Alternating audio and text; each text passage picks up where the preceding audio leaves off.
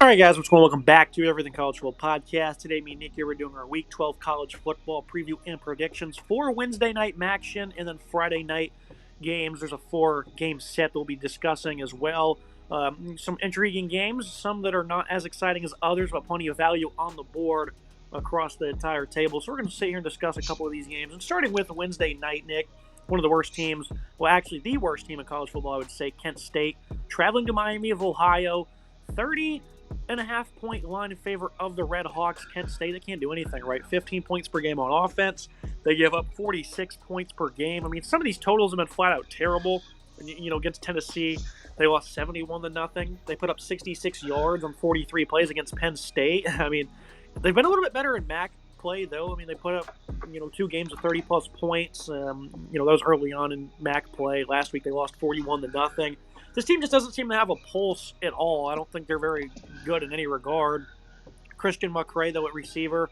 Luke Floria, these two guys do have 500-plus yards. So, I mean, there's a bit of a spark there in that regard. Kai Thomas is a bit of a maybe underrated back. So, I think this is an offense that can certainly maybe show up and compete slightly from time to time. I mean, maybe one good 40-yard drive a game. Miami of Ohio, since they've entered conference play, they've been great, and this team is, I think, favored to win the conference after winning 5 of the last 6 in 4 games in a row in total.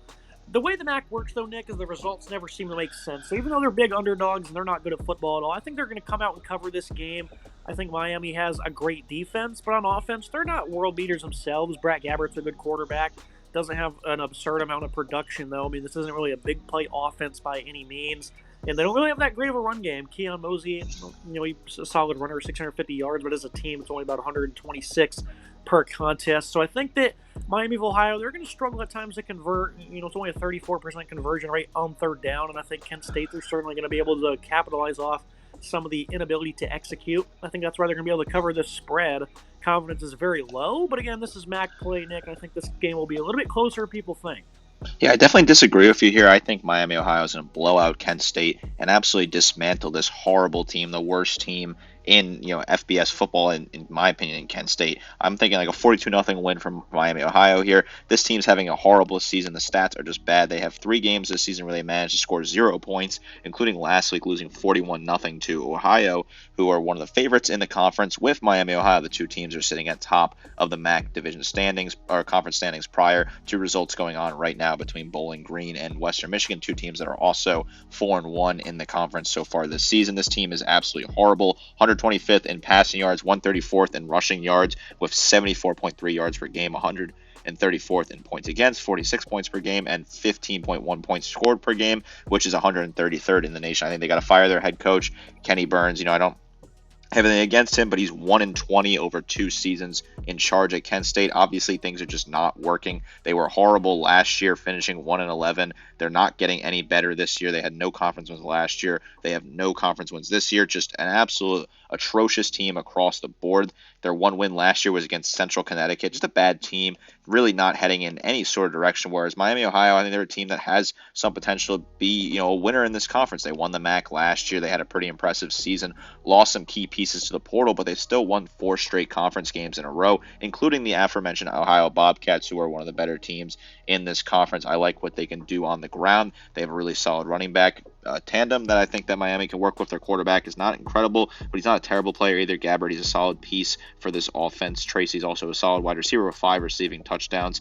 CJ McCray is fun to watch, certainly or Kershawn McCray, that is, for this Kent State team. He's certainly the only player worth watching on this roster with 600 yards receiving and 7 touchdowns. But I just don't see Kent State having a pulse at all in this game. I think Miami's going to absolutely run up the score. And I think they can cover the over-under of 45.5 by themselves, quite frankly. A tough night for Kent State and another blowout loss in store for the Golden Flashes.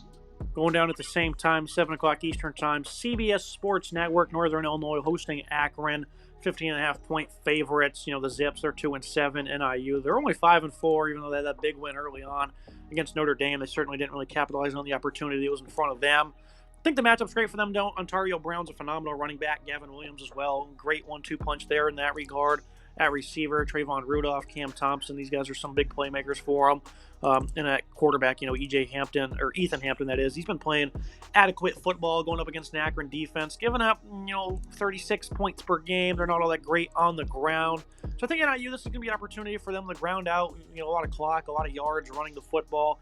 Akron themselves haven't been all that bad in conference play. A lot of close losses. For the most part over the last month. And they've played solid football, so maybe, Ben Finley has something in store. I mean, he's probably one of the better talented quarterbacks in the conference. Jordan Simmons, he's an all right running back, but they can't really run the football at all. So I think this is an opportunity for NIU to cover against a bad Akron team because they're running the football, but the Huskies have not really made that much of a sense, Nick, with how they've played, especially since they entered MAC play. But I think this is an opportunity here for them to pull away with a game at home. Akron, a similar team that is really bad at running the ball, just like the Kent State team talked about before. 85.6 yards per game on the ground for this Akron team, 130th in the nation. They also give up 36 points per game, 126 in the nation. So really weak numbers from this team. NIU, they were unable to capitalize on that incredibly gutsy performance and win over Notre Dame early in the year. That's continued to look like more and more like an outlier as things go on. They've had some decent moments in conference play. They beat a good Bowling Green team 17-7, as well as beat a good Western Michigan team 42-28. At least I think Western Michigan is still a decent team despite some results not going their well this way. But they lost to Toledo. They lost to Ball State, teams that are having okay seasons, not really anything to write home about. Also lost to Buffalo early on in the year in a game that they really probably should have won that game. I like Ethan Hampton a lot. I think he's a really solid quarterback.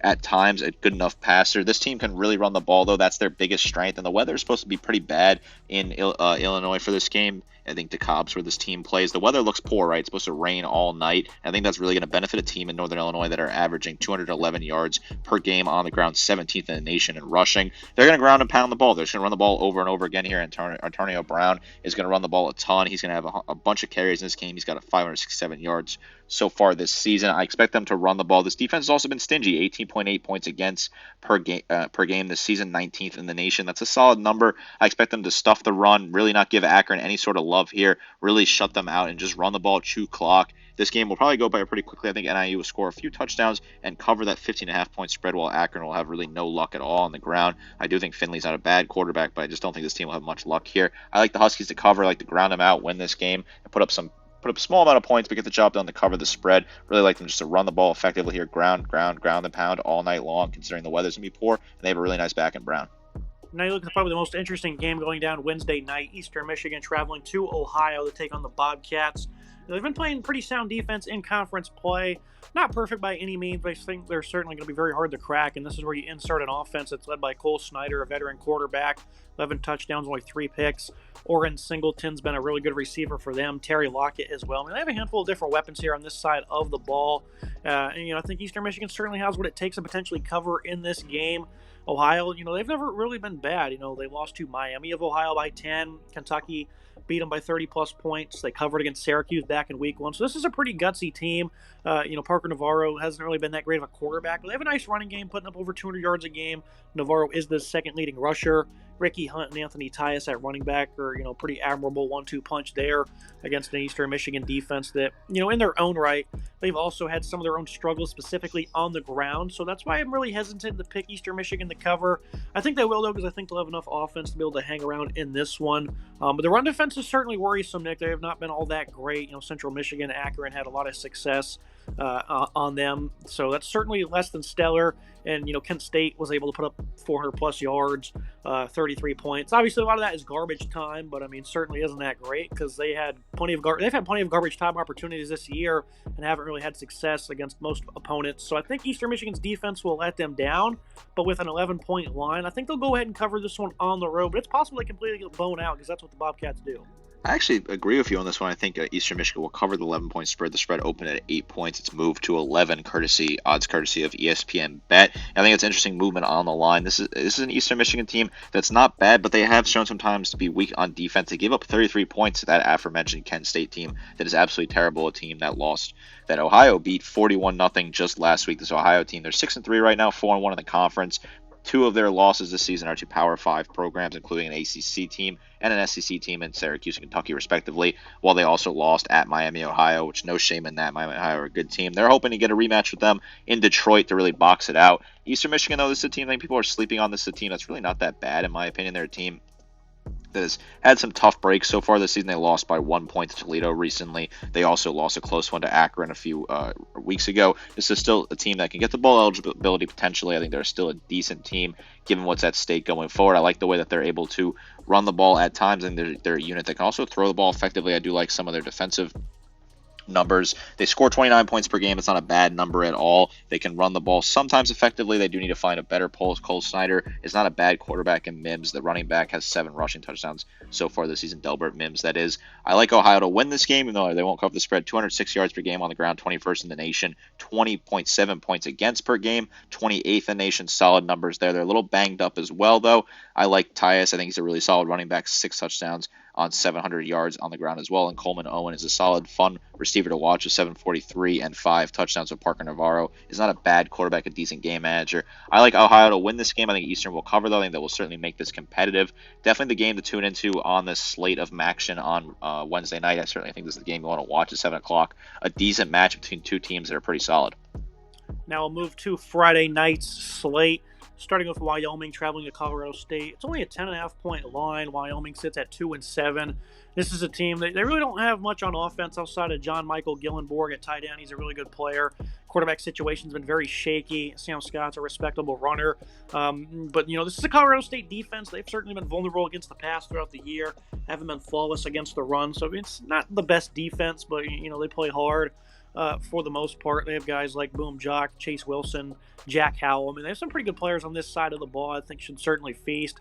Colorado State, on the other hand, has a pretty balanced approach on offense. It's more about the rushing attack, though. Since Torrey Horton went down, it's been a tough sledding in terms of throwing the ball. He only played in 5 games, and he's still the leading pass catcher for them in numerous categories. So the passing attack has taken a nosedive, but Avery Morrow, Justin Marshall, these guys are good enough running backs. I think this is a pretty light line for a Wyoming team that really doesn't seem to be all that good, even though they do have 3 straight losses. They're very close, and then they were able to outlast New Mexico in a shootout. A pretty good offense there. So maybe Wyoming's all of a sudden found their footing, Nick, and they can compete, and I think that's what the books are indicating. I just think Colorado in this spot where they're undefeated in conference play, and they'll have a crack at Boise State if they keep this up. I think this is an opportunity for Colorado State to cover. I'm not all that confident in it because the Cowboys really have been pretty, tough the last really the last month. I'll take the Rams to cover, though. I do like this matchup. I think Colorado State will cover in this game, also taking the cover. I think this is a team that's having a decent season. They lost to Texas early on in the year, but can't blame them in that one. They lost to Colorado in a game where they looked a little weak, despite having some giving a chance to upset Colorado the year prior. They struggled in that one, and they also lost to Oregon State. But they won 4 in a row on the bounce, including beating New Mexico and Air Force, the 2 teams that Wyoming beat as well. I think their quarterback play has been okay at times. They're really balanced off. It's 183 yards per game passing, 180 yards rushing. Obviously, that rushing stat is a little bit better. Avery Morrow is a really solid back, 788 and 8 touchdowns, 130 carries. I like what he can do. Their defense is stingy, 24.1 points per game against a really decent number, in my opinion. They don't score a whole lot. They do win a lot of low-scoring games. 21-13 win over Air Force, 17-6 win over New Mexico. For some comps, when you look at Wyoming, this is a team that's just not been good this year, right? They have a bunch of losses so far this season, 2-7 overall. They have beaten down on weaker opponents in New Mexico and Air Force. They can't really score a whole lot of points, 21.8 points per game. Their defense is giving up 31 points per game. They can't run the ball very effectively at 143 yards per game, which I think is certainly a problem. Sam Scott is their leading rusher, 424 and 3 touchdowns. I think Michael Lindbergh is a fun tight end to watch, 355 and 2 scores, and their quarterback play has not been very good at all. Really a weak quarterback room for this Wyoming Cowboys team. Maybe if it was in Wyoming, I would consider this more likely for the coverage because that is a high altitude place, tougher place to play. Not that Colorado State's at a low altitude either, but I like Colorado State at home in this one to cover the spread. I think it's just a little too close.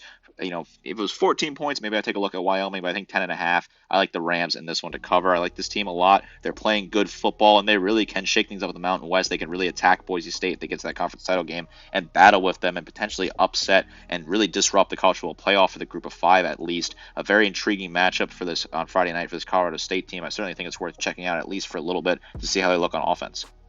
Now we look at probably the most exciting game of the entire weekend. 72.5 is the total. For good reason, UTSA hosting North Texas in the Alamo Dome, 8 o'clock on ESPN2. You look at UTSA, Owen McGowan's been really good the last couple of weeks. 8 touchdowns to no picks over the last 2 games.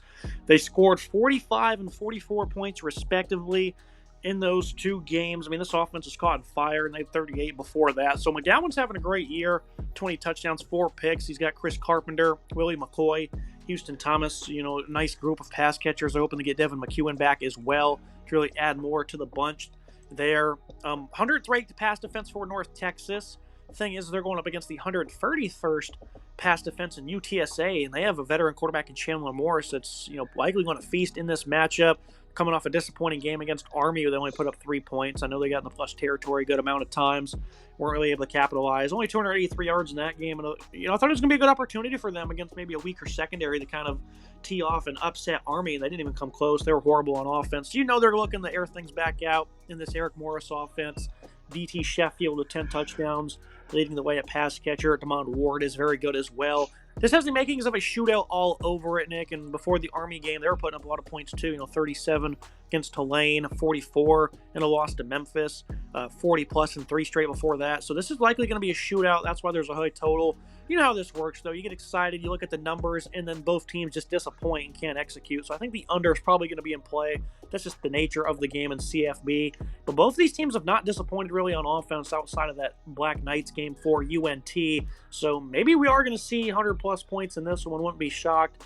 I'm going to take UTSA to win this game, even though I love North Texas. I just think this is a great spot for UTSA. They were able to upset Memphis a couple weeks ago for a great stellar performance, and their defense didn't even play that bad either, so I'll stick with the Roadrunners in this one. This is a game I'm excited for. 72.5 point total is a crazy number when you think about it. That's a lot of points, but both these offenses are very effective. They're really good scoring units, so that would probably explain why those are the numbers that are so high. North Texas, 36.6 points per game so far this season, 18th in the nation for them, 29.3 for UTSA, 56 in the nation, which gives me a little bit of reservations about hitting a number like 72.5. That's just a really high total. I like what this North Texas passing attack's been able to do with Morris. Chandler Morris has been really good, 26 total touchdowns, 3,000 yards passing, and 10 interceptions for him, 354 yards per game through the air, 3rd in the nation passing for North Texas. They really kind of air it out, a really solid number for them. When you look at UTSA, they're also effective at passing, 291.4 yards per game, with 12th in the nation, but their defense has been weak at times this year, 32.6 points per game given up for them, 113th in the nation, while North Texas is right around the same number, 34 points per game given up, 119. So this is 2 really good offenses and 2 really bad defenses. I certainly think it's a very close game. I think it's definitely a toss-up on paper. I like a little bit more of what the North Texas has on offense. I think TT Sheffield, that is the best receiver on the field, 721 yards receiving and 10 touchdowns. I trust them to run the ball a little bit more effectively. North Texas, that is. A good friend of mine also goes to school there. Shout out Football James. I'm going to pick North Texas here. I like them to win this game as slight favorites and cover the spread. I'm going to take the under as well. I don't think they'll get over 72.5. It just seems too high of a number for me. I'm going to take the under in this one. Take North Texas to win with the points. Just a narrow win, probably by a touchdown, maybe a little bit more than that. I like the mean green in this one to win this game, although I wouldn't be shocked if the TSA go out and win this game. This is a true toss-up. These are 2 really balanced teams battling out where some fireworks are due to certainly happen down in San Antonio. Now going down at 9 o'clock on Fox in Seattle, Big Ten matchup. UCLA's won 3 in a row, while Washington, on the other hand, they've lost the last 3 out of 4. They've played 2 top 5 opponents, though, in conference against Indiana and Penn State. Lose a fair performance against the backup quarterback for the Hoosiers. Then Penn State had their way with them. But their defense is certainly better than what the numbers are indicating. Isaiah Ward, Zach Durfee, these guys have been, I guess he hasn't played in a while, but Sebastian Valdez, some guys up front, Alonzo Tuamatala at linebacker along with Carson Bruner. I mean, there's some really good players on this defense for Washington. Their offense really just seemed to have reached its ceiling. Will Rogers, though, is a good quarterback. He'd be a nice bridge player for them in this scheme. They have good players at receiver in Giles Jackson and Denzel Boston. Then Jonah Coleman's a pretty explosive runner as well. It's going to be hard to run the ball against UCLA. That run defense has really been sharp for the most part this season. But they've been overachieving, Nick, quite frankly. Ethan Garbers is really not that good of a quarterback, but him in this passing attack, they've been able to have methodical drives, moved downfield, ran for 200-plus yards on Iowa for whatever reason as well for a rushing attack that's not good. They only had 1 game of 100-plus yards before that, and the Hawkeyes just quit, basically. So UCLA, though, they've been playing some really good football, Nick. It seems like Washington's in store for a bounce back eventually. I'm going to pick them to cover. Obviously, I don't need the Bruins to win a game again this year, as I have the under on their win total, and Garbers has turned into prime Joe Montana all of a sudden. So who knows, Nick? Maybe Washington will just lose this game also. This has been weird for UCLA. This is a team that was really not playing good football at all. They beat Hawaii on opening night in a game. They only won 16-13 against the Rainbow Warriors, and you were feeling pretty good about your under on their win total as they rattled off 5 straight losses, and they really looked bad against Indiana, LSU, Oregon, Penn State, and Minnesota. But they've come alive recently with 2 big key wins on the road at Rutgers and Nebraska, while also squeaking out a weeknight win against Iowa down at the Rose Bowl recently. Now they travel to Seattle, playing in a tough environment when the team is good. Washington, though, they're not having a great season. They're really struggling. A lot of different aspects, some bad losses to some good conference teams recently, including a win over USC, though, as their lone win in the last couple of weeks.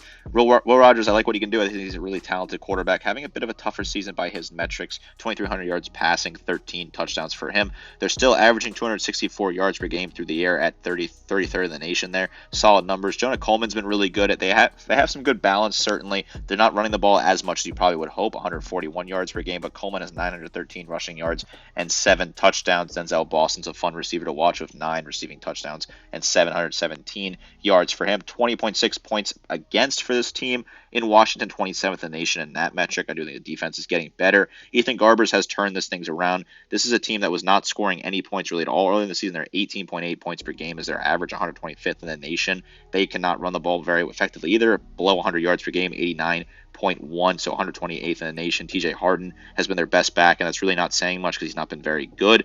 Garbers has looked better as of late, 12 touchdowns, still has 11 picks, though, under 2,000 yards passing. I think Washington, this is a get-right game for them, right? I think they bounce back here and win a game at home. They got to win a game. They got to get back focused. Jed Fish has to figure things out for his team. I like the Huskies in this one. I think the defense is just better, and they'll get enough stops against Garbers. But he is playing very good football. I think they'll get enough stops. They'll find a way to win this game, force a squeak out a nice win here, and move on to 6-5, get closer. Well, that would be bowl eligibility, and kind of try to continue to rebuild the pieces after what happened, losing their entire roster after going to the Natty last year. Yeah, speaking of a team that needs to get a victory, you look at Arizona. They've lost 5 in a row coming into this game against Houston. This team just sucks. They're not good at all, and a lot of people thought that they could contend in the conference. 56-12 loss at UCF. Before that, they hung around with West Virginia at home. Before that, they only put up 7 points on Colorado, blown out by BYU. I mean, this team is just ridiculous because all they have is Noah Fafita, who's really not playing all that great, and Tatarola McMillan. Other than that, this offense doesn't really have much. They can't really run the ball that well. Offensive line isn't all that good. The defense isn't that good either. So why would I pick them to win this game? That's just how CFB works, right, Nick? I mean, just Houston, we knew, we saw early on how good this defense was, and I thought that they had some good players coming into the year, like Michael Batten, Jamal Morris in the middle, DB A.J. Halsey, second on the team at tackles, along with 4 picks, Keith Cooper Jr. up front. I mean, this is a team that has good players on D.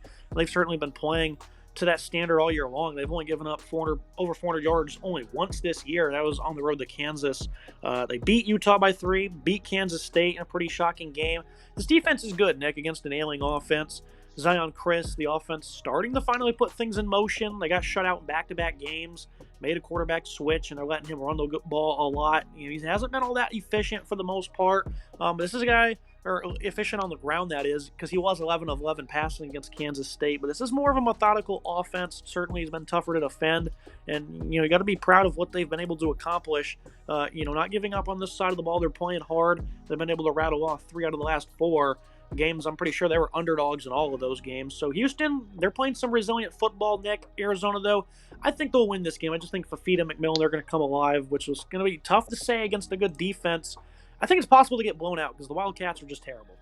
This is a team, I couldn't have said it better myself, what you said about Arizona. They just suck, right? They were a top 25 preseason team. They have fallen all the way out of relevancy in the Big 12. Some people had this team potentially being the winners of the Big 12 and getting to the college football playoff. That was derailed by a bad loss early on the road at Kansas State, a blowout loss that was also on a weeknight, 31-7. That's when it really started to set things in motion. They did pick up a win against Utah the week after that, but they've lost 5 in a row and looked like they really didn't have a pulse against BYU, Colorado, or West Virginia, a team in West Virginia that's really just not phenomenal this year. They're not playing great football. Noah Fafita is still a really good quarterback and is having a decent season, but not a good enough season, right? 2,300 yards passing, 13 touchdowns to 10 picks. Not good enough for a player of his sort of caliber, his sort of way that he carries himself. Conley, the running back, has 7 rushing touchdowns and 570, so a decent number there. And McMillan still has 1,000 yards and 6 touchdowns, but he's really the one-man show out here. This defense is bad, 31.1 points per game against, for them, 104 in the nation. They're only scoring 22 points per game, which is not a good number either. They're 36th in passing at 260 per game, but they can't really run the ball 115 yards. Conley is really more of a red zone back. They've struggled as of late. They've not been put up good numbers. 12 points against UCF, 7 points against Colorado, 19 points against BYU. Just not good enough at all. When you look at Houston, this is not going to be a good team in this conference, and they can't throw the ball at all. Their quarterback is horrible. For them this season, Donovan Smith, he has double the amount of interceptions. He has touchdowns below 1,000 yards passing. They were never really going to be very effective throwing the ball, 126th in the nation throwing the ball, and they can't score either with 15.2 points per game, 132 in the nation. But the defense is a very strong unit, very physical unit. They're able to hold teams, even in blowout losses. They held Iowa State to 20 points, even though they lost that game, didn't score a single point in that one. They held Oklahoma to 16 points early in the year, though Oklahoma is a lot worse than we thought they were in the preseason. I do think Arizona will win this game at home. I think you can certainly see Houston coming in here and winning this game, but I like Arizona's offense to just have a little bit of success against this stingy Cougars defense. I think that's in line for a letdown game after playing well against Kansas State and Utah over the past few weeks. I like Arizona to get back, get a win here. Definitely tough sledding in their first year of their new head coach down there in Tucson. This team has a lot of work to do in the offseason. Getting the 4-6 will be, some sort of solace. I don't think they're going to get to a bowl game. Too much left on the schedule for them at this moment in time. Not a great season so far for the Wildcats, a team that's really been bitterly disappointing while Houston's been punching above their weight. I like things to equalize, balance out. I'll give Arizona the win here. They'll cover the spread as well. It's about a point, so it's really a pick 'em. I like Arizona in this one. Yeah, we did say coming into the year that Brett Brennan really wasn't probably that great of a head coaching hire, but obviously the Nick Saban retirement, started this chain effect. The Wildcats are getting the shortest end of the stick because I think Fafita's going to transfer at year's end. McMillan's going to the NFL. This program's going to completely collapse, Nick. But this can be a very encouraging victory if they can beat, again, a team that's surging right now that has a very good defense on a Friday night. It should be a packed crowd, so I'll take the Wildcats to get the job done. I think Wildcats will certainly win this game. Brent Brennan has his work cut out for him going forward. A tough game on the slate, not really a super watchable game at 10:15, but maybe if you're a big 12 fan, you could tune in and catch this one late night on Friday night. If you guys like, comment, subscribe. See you next time.